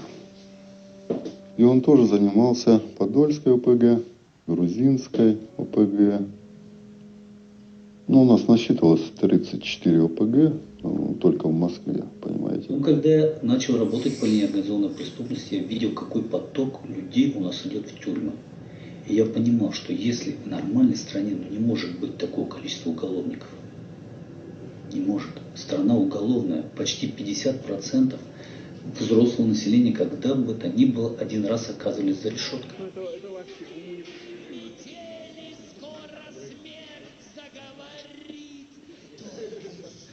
После этого я начал смотреть. Я уже перестал видеть в каждом генерале, в каждом начальнике, то есть как на Бога на него смотреть. Я видел, что это люди, как правило, наверх идут люди, которые имеют больше недостатков, чем те, которые снизу. Я видел посредственных людей. Мне запомнился очень хорошо один эпизод, где он из-за его профессиональных, будем так, навыков, да, мы быстро одно преступление раскрыли. Это было нападение на одного из моих сотрудников, внезапное. Человека оглушили, отобрали оружие там, и так далее. Вот через 3 дня буквально мы его уже задержали. А Литвиненко был, ну я бы сказал, что как бы основным в этой ситуации. Кто раскрыл? Да, кто раскрыл, он основным был. Представляете, в Москве найти этого человека, да? Мне понравилось, как он работал. Работал парень, будем так говорить, как раньше говорили, беззаветно. Да, как оперативник он был с рабочими его возможностями, вот таким напором, хороший напор у него был, желание борьбы вот это, с негативом у него превалировало. Он мог, допустим, 2-3 суток не спать. Ну, таких обычно называют рабочими лошадями. Я с ним дружил. Ну, и на свадьбу он меня к себе приглашал. Запись ночного разговора офицеров ФСБ Литвиненко, Гусака и Понькина с тележурналистом Доренко. Работаем, да? Ладно, значит, 20 апреля, понедельник уже, ночь, да? 1:20 ночи. Первая задача, которая мне была поставлена, находясь в управлении, что надо, значит, якобы и раньше службу проходил в подразделении некий подполковник Трепашкин, его фамилия. И надо его поймать, отобрать удостоверение. И так как он обратился в суд, судиться, в суд на Ковалева подал за увольнение, его надо, значит, прессануть. Значит, физически с ним расправиться, так я понимаю, избить его, либо его, значит, загрузить чем-то, там, гранатой, пистолетом в отделение милиции его посадить, в общем, провокацию сделать, либо, значит, его, может быть, даже... Провокацию с целью, что у него находилось незаконное оружие или гранаты. Да. Якобы, либо его, значит, надо было, может быть, даже вообще убрать, ликвидировать, чтобы шума не было. Вышел на улицу случайный выстрел. Так. Это Михаил Трепашкин. В жизни Трепашкин. Это Михаил Трепашкин, который являлся адвокатом вот той девушки, в том числе той девушки, которая только что с Ахмедом Закаевым, вы видели, интервью у него брала, опрашивала его по поводу разных моментов, связанных со взрывами в 1999 году. Этот Трепашкин, он является являлся сотрудником ФСБ и занимается расследованиями, занимался этническими группами и так далее. Короче говоря, вот Представляю вам. В нее входили более 3 полевых командиров. С одной стороны, дали команду ее локализовать, ну, путем возбуждения уголовного дела на чисто правовой основе. С другой стороны, когда начал привлекать и пошла вот эта как раз цепочка, то, о чем мы говорили, что всегда у них есть свои покровители, кто прикрывает их и прочее. И, как правило, это либо ФСБ, либо ГРУ, вот, в частности, там столкнулись ГРУ, Генштаба Российской Федерации, либо милиции, тоже по этому делу мы столкнулись. И вот тут говорят, нет, вот этого можно трогать, вот этого нельзя трогать. А почему? Значит, он совершает преступление, значит, неважно, кто за ним стоит, его должны привлекать ответственность. Нет, нельзя. Трепашкин что-то знал такое, чего не боялись, что он озвучит в суде. Это была первая задача. Кстати, она меня тогда очень насторожила. Мы ее, значит, не то, что отказались выполнить прямо, но мы ее просто не стали выполнять. Ну, молча ушли и все. Этого делать не стали. На итоговом совещании, которое проводилось по итогам работы за год. Самый конец 97-го года. Да, Камышников, он встал вот так, подошел ко мне, вот так, ну, ты должен убить Березов. В свое время, работая по одному террористу, Камышников инициативно или неинициативно вышел на этих людей и рассказал им, что ФСБ занимается ими, проверяет их и подозревает их в совершении террористических, подготовки и проведении террористических актов. Вот что мне стало известно. И были материалы. Кстати, в свое время эти материалы... То есть он выдал... Так. Стрим пропал, да, говорите? Хорошо. Видите, как им не нравится, как им не нравится.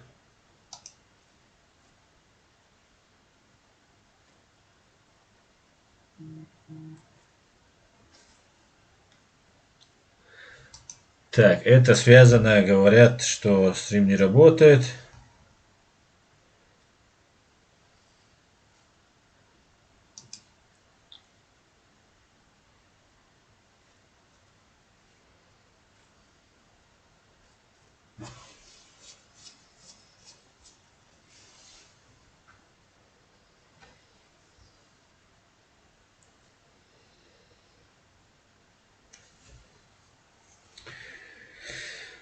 Так, за деды, может.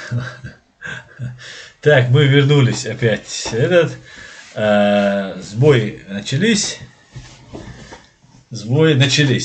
Вы видите, да, как только начинается, то у нас зависает, то еще что-то происходит. Ну, что еще сказать? Ничего больше сказать. Давайте вот на этом я прекращу именно показ сегодняшней этой передачи, вот про этой программы.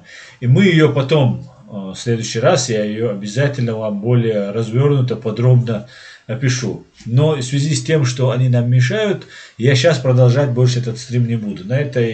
На 14 минут от этого ролика прошло, и мы обязательно продолжим обсуждение этого. Так, тогда я вам сейчас расскажу про... Это очень интересный фильм, на самом деле, его нужно было смотреть. Но сейчас я чуть-чуть почитаю.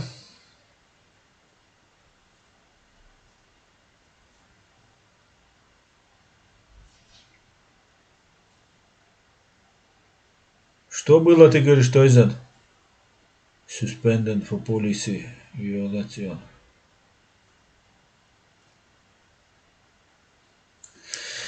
Так, давайте тогда продолжим, только уже с другого ролика мы продолжим.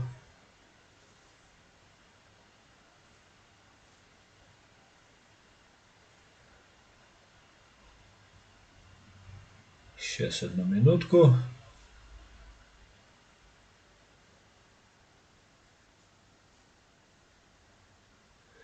Это вы уже видели. Но самая интересная сцена, это когда они сидят НТВ с Николаем Николаевым. Сейчас, одну минутку.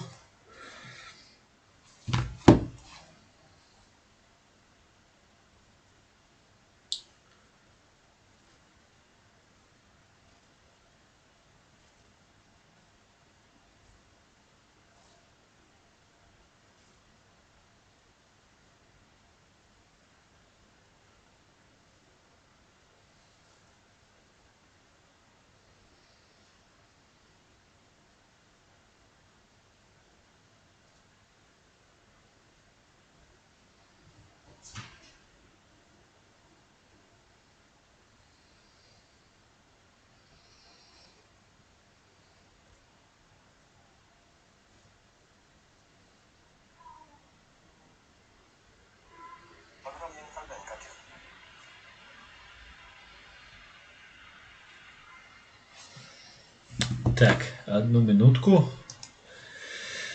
Я вернулся.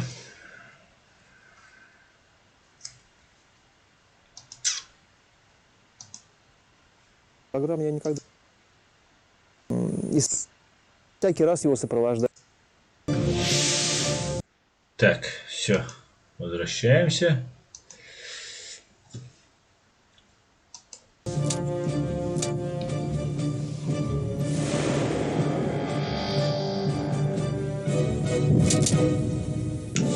Если опять будет обрываться, вы мне сразу сообщайте, пишите.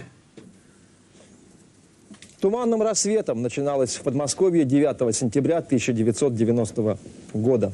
Прихожане храма в Новой деревне ожидали начала утренней службы. Священник Александр Мень никогда не опаздывал, и его отсутствие тогда показалось странным. Вскоре вместо долгожданной христианской проповеди люди услышали страшную весть. На станции Симхоз, неподалеку от собственного дома, убит отец Александр. Нет. По делу об убийстве Александра Меня сменилось Это уже 6 руководителей оперативно-следственных. Это не то. Сейчас, одну минутку. Сейчас все исправим.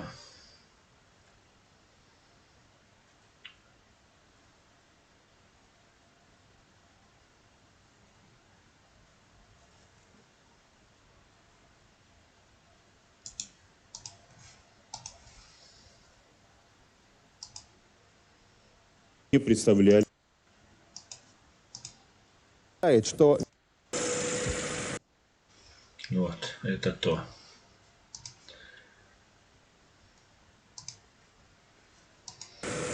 Место действия Рязань, время действия сентябрь 1999 года. Страна на грани военного положения. Еще памятна трагедия в Буйнакске, 2 воронками уже зияет Москва. Буквально вслед за этим разрушен жилой квартал в Волгодонске. 23 сентября страницы газет взрываются новой сенсацией. В Рязани был назначен и подготовлен очередной террористический акт. Чудом предотвратили взрыв жилого дома. Милиция празднует первую победу над террористами, как внезапно директор Федеральной службы безопасности Николай Патрушев заявляет, что мешки в Рязанский подвал, проводя учения, заложили его подчиненные, сотрудники ФСБ. И это показывают тогда в прямом эфире на государственном телеканале. Почувствуйте разницу, как говорится. Даже в то время хотя бы это можно было говорить. Но русские профукали свою свободу и попытались забрать ее у нас.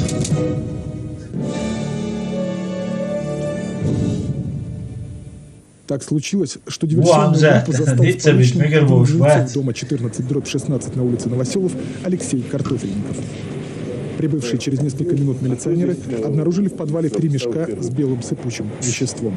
Поступил сигнал от жительницы, что якобы кто-то ходит по подвалу. Ну, 10:30 подошли, слезли в подвал, и там, похоже на взрывное устройство, было обнаружено. Другими словами, именно так предположительно выглядели подвалы разрушенных московских домов за несколько часов до взрыва. Аппаратура местных взрывотехников показала, что от обнаруженных мешков исходят пары гексогена. И глава Рязанского управления ФСБ генерал-майор Сергеев поздравил жильцов дома с тем, что они чудом избежали смерти. На прошедшей 24 сентября расширенной коллегии МВД министр Владимир Рушайло с пафосом отчитался об успешно проведенной в Рязани профилактической операции. Работа уже ведется. Есть положительные сдвиги. Об этом, в частности, свидетельствует вчерашнее предотвращение взрыва жилого дома в Рязани. Однако не прошло и получаса, как с ответным словом в кулуарах министерства выступил глава Федеральной службы безопасности Николай Патрушев. Это не был взрыв, во-первых. Во-вторых, не предотвращен, и думаю, что не совсем четко сработали. Это было учение, там был сахар. Алексей Картофельников присутствует сейчас здесь, в этой студии. Соседи Алексея считают, что именно благодаря бдительности этого человека они остались тогда в живых, в ту ночь. Я знаю, что вы, Алексей, даже потом за эту самую бдительность, проявленную, как выяснилось позднее, всего лишь на учениях, даже были поощрены местной властью. Как получилось так, что вы приняли участие в этих странных маневрах? Ну, получилось так. Я возвращался со стоянки, а машину поставил после удачи на стоянку. Возвращался домой, где-то было минут 10 вечера, 21:10, так будем говорить. Ну и на встречу, когда подходил к подъезду, на встрече мне, значит, 7-я модель, новенькая «семерка». Я смотрю так сразу на номера. Какие-то серии, у нас такой серии в Рязани нет. Потом смотрю, думаю, может, новые номера появились какие-то. Смотрю, где район за это должен быть. 62. Думаю, Рязанская. Потом думаю, 62. А думаю, что-то бумагой заклеено. Тут бумажка была. Думаю, что-то не то, надо позвонить. Ну, зашел, сразу позвонил в милицию. Ну, остальное там все события. Развернулись там, дежурный там наряд выслал. А потом уже вам сказали, что вот вы предотвратили определенный террористический акт. Да, но потом выходит, значит, милиционер, давай иди быстрее всем говори, там мешки, там что-то такое, какие-то провода, там что-то такое непонятное. Возможно, там какая-то взрывчатка там. А когда вы узнали, что это были всего лишь учения? Это спустя 2 или 3 дня, да, где-то вот так. Но вот тогда вам не показалось, что это учение? Нет, тогда нет.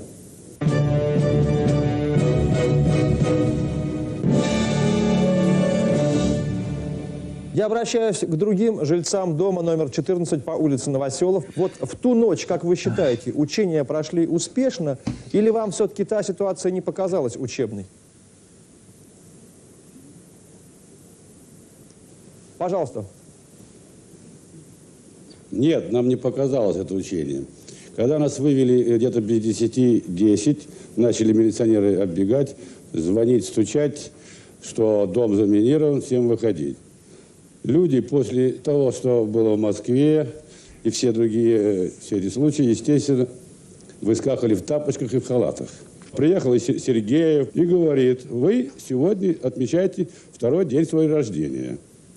Взрывчатка, 3 мешка, то-то, то-то, значит, было поставлено на по 5:30 утра, вы бы все были бы здесь, то есть взорвались. Пожалуйста, еще мнение присутствующих здесь жильцов дома номер 14. Пожалуйста. Нет, это были не учения. Нет. Потому что люди уже, и не только я, и не мое это мнение, спросить вот, допустим, у остальных, что по ночам люди сейчас не спят. У нас 3-летний ребенок. Мы его вытащили из ванны, распаренного ребенка, закутали в тряпье и бежали, сломя голову. Ребенок у нас до сих пор болеет. А вы сейчас верите, что это были учения? Нет. А почему? Не верю, потому что все было очень правдоподобно. Мы все видели. Из подвала крысы бежали. Крысы бегут обычно с тонущего корабля. Да, совершенно верно. Это не были никакие учения. Это приблизительно из той области, когда убивают блогеров, идет убийство блогеров в Европе, и мне говорят: давай сотрудничай с российскими спецслужбами. Я отказываюсь, и мне говорят: я пошутил. Я пошутил. Это как бы шутки во время боевых действий, не очень уместные получаются шутки. И эти люди, которые сидят, вот эти жители дома, да, за которых которые меня обвиняют там в нелюбви к чеченцам, к русским, допустим, эти люди русские, и за них, за этих людей, за этих русских людей, никто не говорит ни одного слова. Русские молчат. Навальный, которого сейчас отравили, как говорят, говорит про какие-то там коррупции, про кражи. Никто не говорит про взрывы домов, про убийства, про массовые убийства, даже своих. Хотя они должны говорить не только про своих, и про других, кому они приносят горе, но даже про своих они не говорят. И мне приходится этим заниматься. Вот я пытаюсь достучаться до русских и сказать: русские, вас убивает КГБ, ФСБ и ваша армия. Вы находитесь в заложниках. И ваш вот этот имперский вот этот бред, который вы несете, он ставит вас, вашу жизнь, жизнь ваших родственников, детей, ближайших родителей, ближайших родственников, ставит на уровень 2 копеек или 1 копеечки. Вот ваша жизнь стоит. Как когда-то во время крепостного права за одну гончую собаку или щенка гончей давали деревнями, русских обменивали на гончую породистую собаку. Вот приблизительно точно так же цена вашей жизни упала. Она упала благодаря вашей трусости и бездействию. И вот эти люди чудом остались живы. Чудом. Просто потому что один человек оказался бдительным и сообщил вовремя. Его наградили, задержали ФСБшников. Все это произошло. Вначале была информация, что они были задержаны, эти ФСБшники. Потом сообщили, что эти 2 человека, которые закладывали, была девушка с ними и 2 мужчин. Мужчин задержали, девушку нет. Но потом сказали, что даже не задержали, что хотели только захватить квартиру, в котором они находились, эти террористы. После того, как они скрылись с места преступления, они звонили в Москву, когда уже взрывчатку обнаружили, теракт не удался, они звонили в Москву, перехватили номер телефона, и они были задержаны.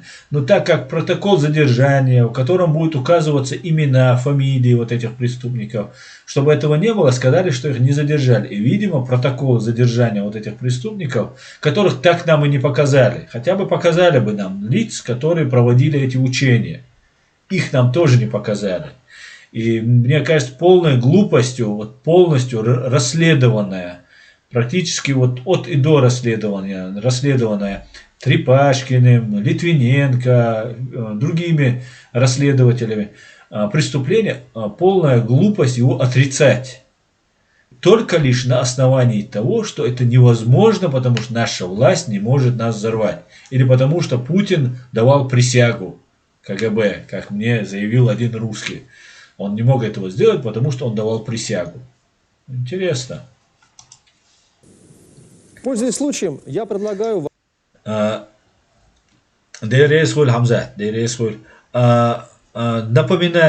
Напоминаю, наш канал постоянно находится под атакой. Все, кто пишут здесь, они пытаются узнать ваши данные. И еще раз напоминаю, добро пожаловать в чат. Не забывайте о конфиденциальности своих данных. И соблюдайте принципы нашего сообщества. Ставьте лайки и подписывайтесь на канал Reality of Арцуев Аслан. Пусть люди узнают правду.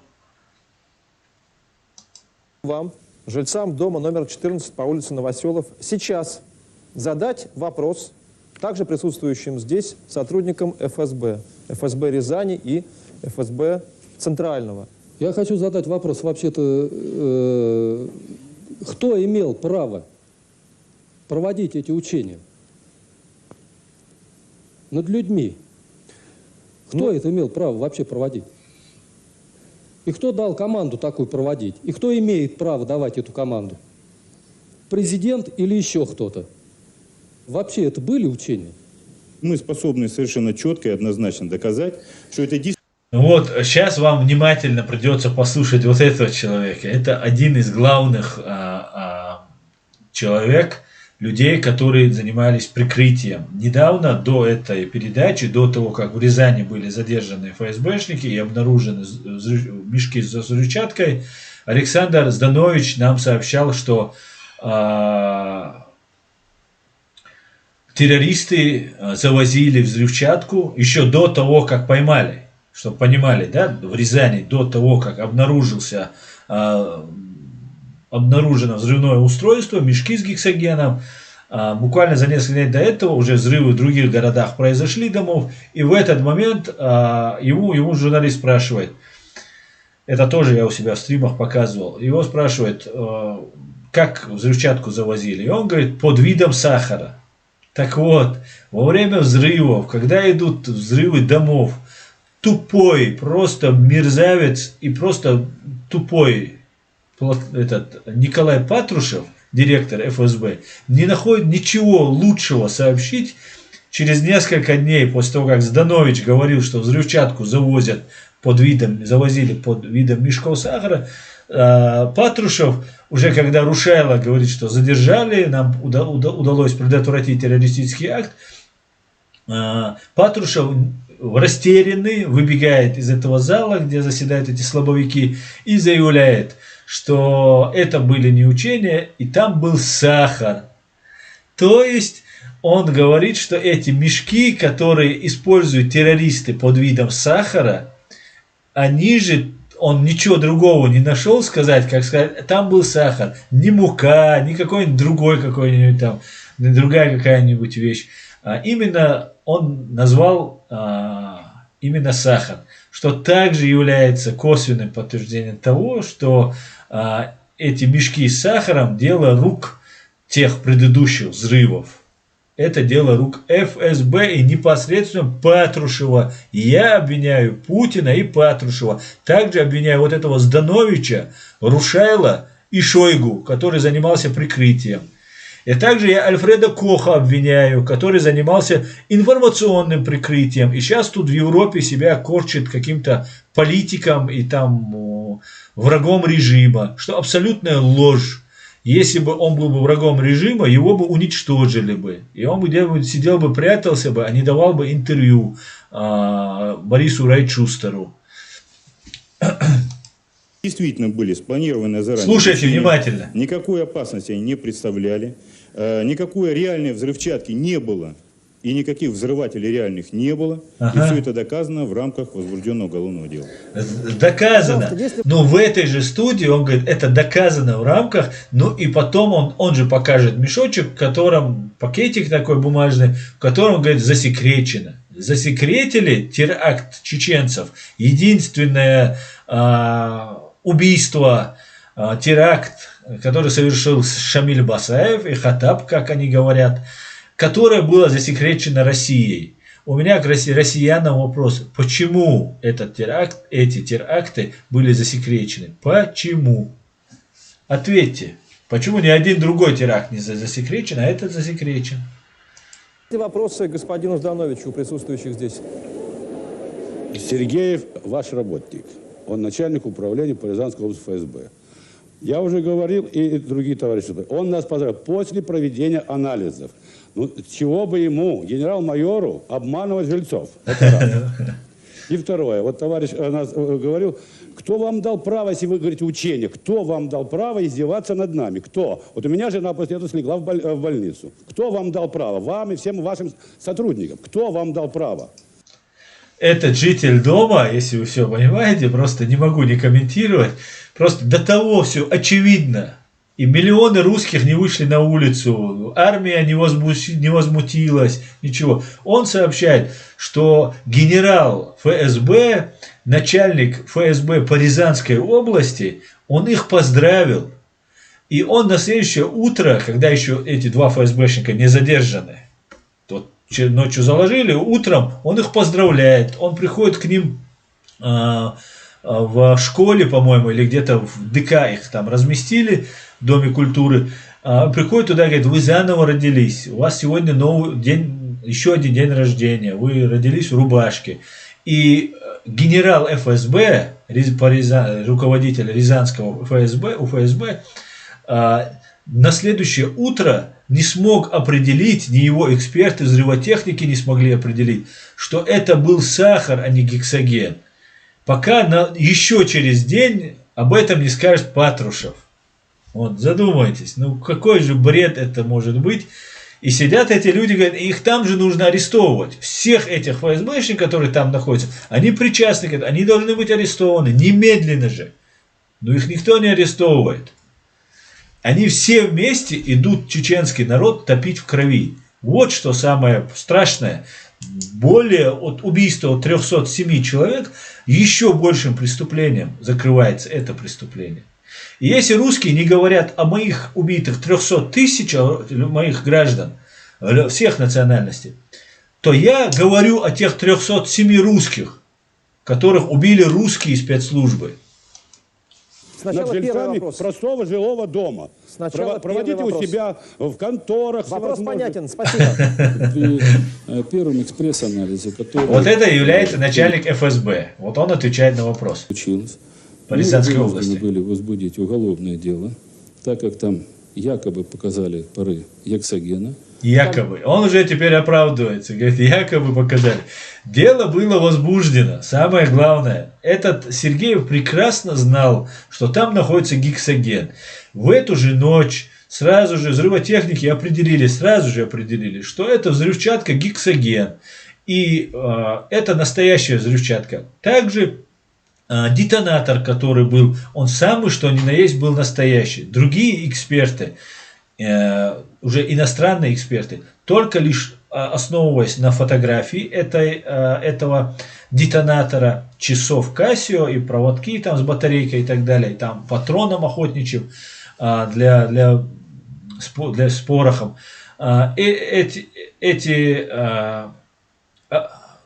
Эта взрывчатка, этот детонатор был настоящим.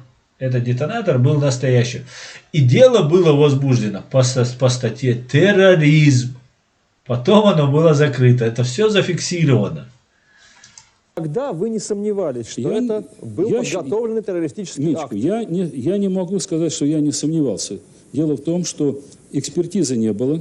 Было предположение, которое я обязан был исследовать. И все. Пожалуйста, еще вопросы жильцов дома. Прошу вас. Я жилец дома номер 14. Никакого там взрывного устройства не было. Это 100%. Дальше.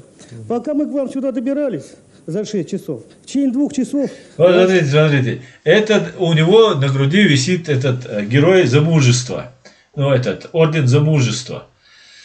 Этот человек, видимо, житель этого же дома, скорее всего, ну, судя по его возрасту, ну, может, и в Афган попал, конечно же. Ну, скорее всего, это за первую русско-чеченскую войну. И потом ему выплачивают благодарностью, как мы тогда разбирались, да, именно почему в Рязани взрывались дома, потому что там находится самое большое скопление вот этих десантных, военных, разных других учреждений, которые обязательно идут первыми воевать против нас. Вот их подготовили. И вот этот, по всей видимости, воевавший против чеченского народа человек сам чуть не стал жертвой. Андрей, как его, Чернышов, промыл мозги рязанцам. Самым настоящим образом. Что говорить, как говорить. Так что это не независимое расследование. Мы же с вами разговариваем здесь, а не в автобусе. Зачем ему даете слово? Это не жилец нашего дома. Это провокатор, представьте. На мозги никто... Нет, вы не наш жилец. Неважно, где вы живете. Он у нас не живет в доме. Мы свои слова говорим сами. И за язык меня никто не тянет. За нас не надо отвечать. Вот он, провокатор, оказывается. 14. Но не его. Я не знаю, таких вот, пожалуйста, ваши люди уже еще и тут нам еще тут начинают над нами. Что? Не их человек, а что ты сидишь тут, мозги пудришь тогда нам? Нам их уже напудрили совсем. Меня тоже, как и вас, выселяли в ту ночь. Господа, я в самом начале призывал к корректности. Ты совсем по-другому говорил. Давайте для разрядки ситуации, я предлагаю сейчас, чтобы немножечко разрядить ситуацию, посмотреть интервью с человеком, которого в ФСБ называют не иначе как предателем. Он тоже, этот человек, это бывший чекист, прошедший школу советского КГБ, Олег Калугин, он тоже имеет свой взгляд на события, произошедшие в Рязани. Давайте послушаем небольшое интервью, записанное с Олегом Калугиным в Вашингтоне. У меня лично вызывает сомнение, что руководство ФСБ стояло за этими провокациями. Но я вполне допускаю, что лица, заинтересованные в создании в России обстановки вот этой напряженности, которая помогла бы Владимиру Путину двинуться вперед в глазах общественности, начать войну и вот вести ее до сих пор, что эта акция была организована лицами, заинтересованными в создании вот таких предпосылок и повода. И эти лица могли быть связаны с ФСБ, но действовали не по их указанию. Эти лица могли быть связаны с теми лицами в окружении кремлевском, в том числе и среди олигархов российских, для которых Путин представлялся наиболее надежной и наиболее желаемой фигурой во главе государства. Когда вот эта акция в Рязани, значит, была разоблачена, или в любом случае ФСБ отказалась от нее, я допускаю вполне, что ФСБ действовало в данном случае, и ее руководство, с целью прикрыть чью-то готовящуюся акцию, но подлинную, настоящую акцию по взрыву этого дома. Вопрос к представителям ФСБ. Я, конечно, понимаю, что фигура Олега Калугина для вас весьма одиозна, но тем не менее, как вы могли бы прокомментировать данное высказывание? Я представляю здесь Следственное управление Федеральной службы безопасности, и в отличие от только что выступившего Калугина, хотел бы ответить доказательствами. а не домыслами, которыми он оперирует в своем выступлении. На сегодняшний день следственные действия практически все завершены. И на все те вопросы... А что вы расследуете, если не секрет? Мы хотим ответить на те вопросы, которые будоражат общественность. И сегодня готовы полностью ответить на эти вопросы. Как называется статья, по которой вы проводите расследование? Статья, она изначально была одна. Какая? Поймал. Терроризм. Поймал Николай. Гибнюка поймал. Нашими рязанскими коллегами изначально. А сейчас те действия следственные, которые мы провели, они были направлены на то, чтобы ответить на те многочисленные вопросы, которые возникают в том числе и у нашего зала. И я хотел бы ответить, что есть законы, закон о борьбе с терроризмом, закон о Федеральной службе безопасности, есть закон о оперативно-розыскной деятельности, на основании которых были разработаны планы учений. Я могу здесь зачитать выписку из этого приказа, если здесь интересует нашу аудиторию. Пожалуйста. И все поставим на свои места. И кем подписан данный приказ, тоже потом скажите? В соответствии с этим приказом планировалось провести на территории всех субъектов Российской Федерации силами милиции, Федеральной службы безопасности крупномасштабная операция под условным названием «Вихрь-антитеррор». Первый этап операции с 15 сентября по 1 октября 1999 года. В этом приказе есть пункт: провести комплекс предупредительно-профилактических мероприятий, направленных на обеспечение безопасности граждан по месту жительства. Далее. Я к этому вопросу еще вернусь. Может быть, подписали Патрушев и Рушайло. Подписали Патрушев и Рушайло, сообщает нам Гибнюк. На этом я прекращу сегодняшний наш стрим. Следующий стрим я продолжу с этого места обязательно в понедельник. Да, мы будем более подробно, когда уже гибнюки говорят, вот тогда есть возражение. Когда говорят жители дома и другие люди, которые пострадали от этих террористов от ФСБ, там их комментировать особо нечего. Но вот дальше будут говорить гибнюки, как сейчас, и мы будем комментировать их.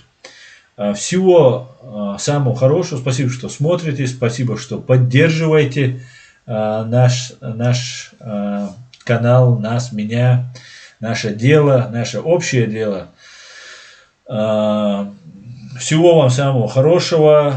Все будет. Ичкерия, цащи куют, собаки лают, а караван идет. Все будет Ичкерия. Спокойной ночи. Ассаламу алейкум.